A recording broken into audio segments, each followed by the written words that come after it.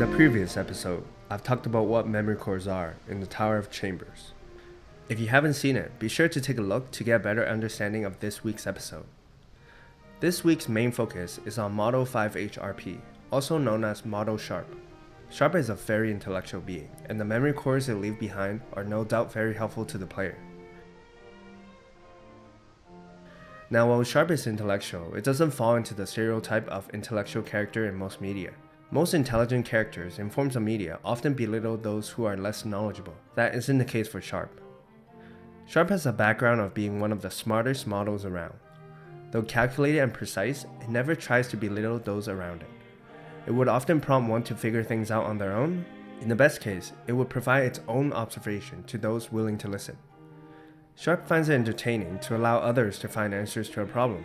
Sharp learned by doing so, it can often lead to answers or method it never even considered. Think of Sharp like Google. Never will Google judge what you search, but it is constantly gaining new data to improve itself. Google is precise and quick.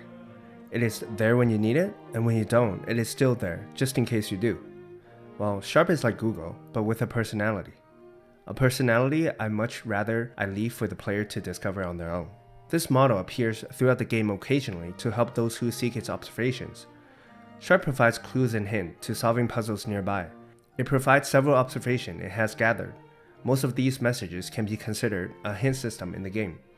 Once the player figures that out, they can either avoid such hint until a puzzle is solved or pick up the core to receive a hint from the game. I believe this way, the game can organically provide a hint system without breaking immersion. First, the players are never forced to receive a hint unless they want to. They have no obligation to read the hint if they do not wish to. Second, this design allows the player to work towards the hint instead of being fed to them. Some of these messages aren't left in a place easily accessible to the player right at the start, but rather in a place where the player might end up when they fail a puzzle.